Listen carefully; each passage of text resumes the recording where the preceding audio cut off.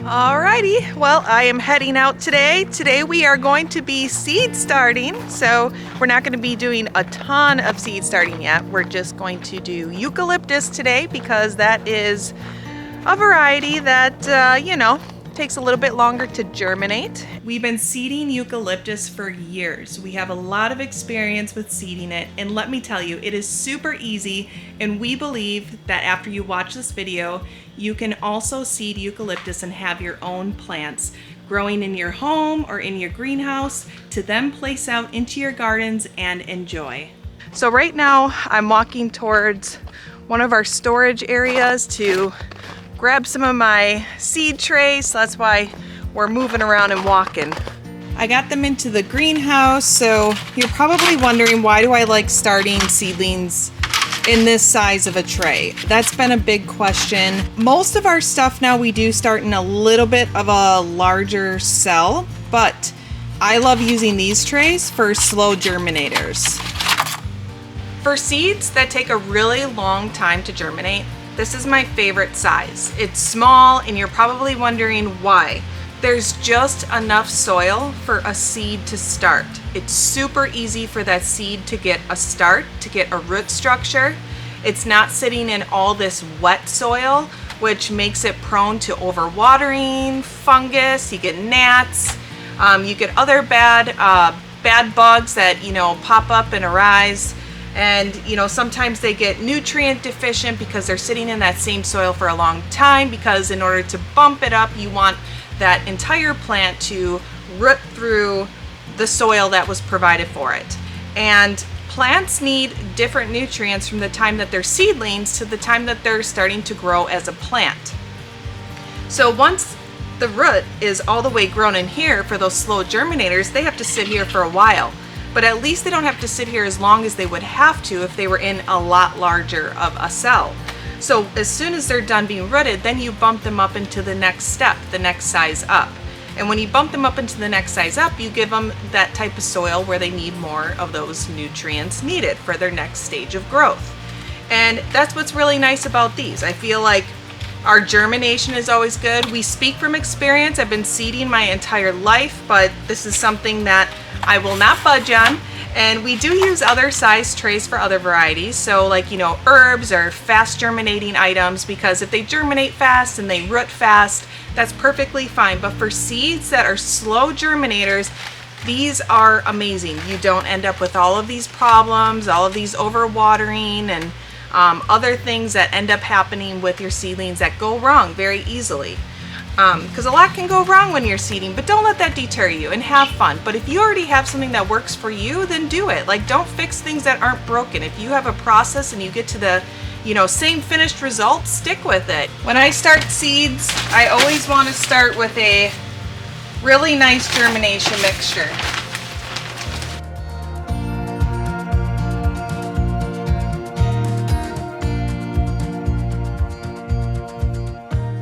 The first variety I'm going to seed today is called Baby Blue Bouquet. These are actually beautiful for bouquets, but they do smell really well too. So they work really well if you're looking for using eucalyptus for extracting its oils and distillation. This seed is from Johnny's Seeds. I've been using Johnny's for a really long time. It's not the only place I get my seeds. I get it from a lot of different companies. And when you're purchasing from companies that are more well-known, they give you all of the information that you need for the seed right on the packet. So if you're a beginner and you've never grown it before and you don't know what to expect, you can take a look right at the packet. So it tells you how long it takes from the time of seed to become a full plant for harvesting and cutting it. So it's 120 to 150 days. That's quite a while. And then it gets 36 to 48 inches, so it'll tell you the height. And then also, if you go back onto their website, they will also tell you how to grow it, which is pretty cool because it'll tell you if it needs to be covered or not. We've been growing eucalyptus from seed for years now. So when we grow it, I just put the seed right on top like that. It's really hard to see because it's tiny. And then I just kind of push my finger on it a little bit. And we're just going to leave it exposed for now. I'll show you what the next step is once I get the tray more complete and filled in. So there's 250 seeds here in this packet. And this is a tray that holds 288. So there'll be some cells that will be empty, and of course there will be some that won't germinate. And because they're tiny, there will be some where I'll accidentally spill into seeds, and that's okay. So there are easier ways to seed. You don't have to do it by your hand. There are tools that will hold all of your seed and individually drop a seed per cell. When I push down, that lets me know where I placed one, because I can see the seed, but sometimes it can blend into the soil as well. So it's nice to just kind of let myself know where to go back and place the seeds when I go to grab more seeds, and kind of see where you left off. All right, I got all of the seeds placed into the tray. As you can see right here, this area will not get seeded. So now that I got them pressed down, I do not just cover with soil. So what I'm going to do is use Vermiculite. Vermiculite is what I always have on hand and use for seeding. It's so much better than just covering with soil. Why do I use Vermiculite over soil? I love using Vermiculite because it aerates the soil. So it's not just sitting on top heavy as like this solid. So there's air that's able to move through it, but it also retains water and nutrients, and it just slowly releases that as time goes on, as that seed starts germinating and the seedling starts growing into a small little plant start. I use Vermiculite on all of my plant starts, even the seeds that like light, that do not like to be covered.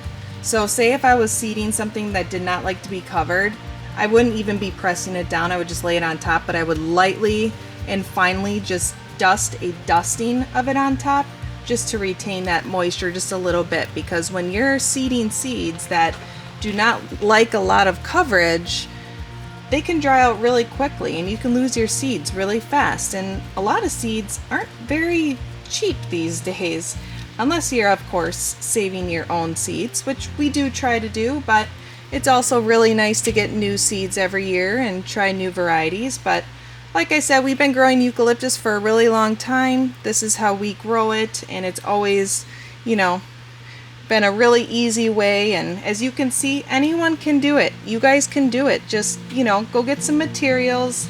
And so once I get the Vermiculite on, I just kind of like smooth it over. You're not moving any seeds because the seeds are already pushed lower than the surface of the grids here. So you're really just smoothing out that Vermiculite. You can leave it nice and heavy on top too, which I will just kind of give it a little extra dusting. And then we'll go in water. Since we started seeding outside in the greenhouse more, we added this for our germination chamber.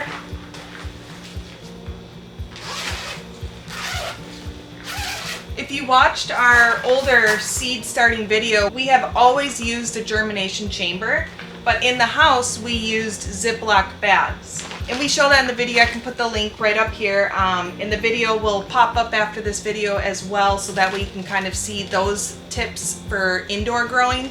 If you're growing in the house, you'd really appreciate that video, because we took time to seed inside the house, because we know so many of you seed indoors inside your home over a greenhouse. But if you're seed starting a lot of things, this is perfect. You put it in front of a sunny window. So you want to open it during the day so the seeds aren't just like enclosed with no air in here. You can even just unzip one side so it's allowing some air but keeping the moisture in there.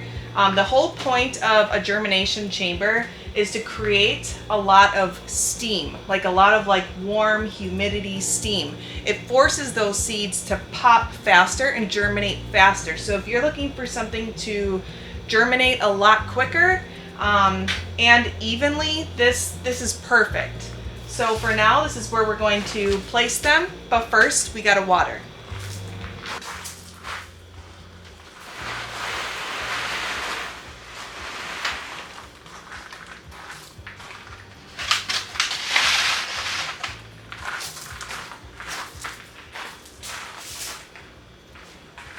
So when I'm watering my trays, I actually love using these Fogg It nozzles. As you can see, it says Fogg It. And it just is fine mist. So I have the 3-pack, so it's all different sizes of the holes. So you can do like a really just fine dusting of water, and it goes from there, the pressure of it and the amount of it that it waters at one time. And I love these. These are perfect for seeding. So as you can see, turn it on, nice fine mist. So the first walkover kind of blows just a little bit of the vermiculite, but not much. As soon as that vermiculite gets touched with water, it holds steady, and you're not blowing any of the seed out of the cells. So I'm gonna let that sit a little bit. This is how we prefer to water our seedling trays. Others may prefer to water from the bottom. So you can always just put a tray underneath your trays with no drainage holes in that tray. You fill it up with a little bit of water and allow it to soak up from the bottom. So that's perfectly fine, but we like to seed a lot of trays at one time. So we don't do it that way. You can do that way in the house. You can just fill up your sink a little bit, set your tray in and let it sit for at least, I would say a few minutes, and then remove it out of there because then it'll be nice and wet. So watering from the bottom is always nice if you're afraid of maybe spraying your seeds off, especially for things that are sitting right on top that don't like any coverage or minimal coverage. That's always a really easy, nice way to do that as well. And then we're just gonna go ahead and set it in. If we're trying to fit more in here at a time, we'll turn it long ways because it fits that way as well. But for now, we only have a few trays, so we'll add that right there. During the day, like I said, you want to keep it open, but you don't need to keep it open all the way, especially if you're trying to maintain that humidity and moisture in there to get those seeds to pop. So what you can do is just pull it down, but just don't, zip it up. Or if you want, you can zip it halfway or just one side. You just kind of have to eyeball it depending on the day. Like today it's hot in here, it's sunny, so it's 80 naturally without the heat kicking on.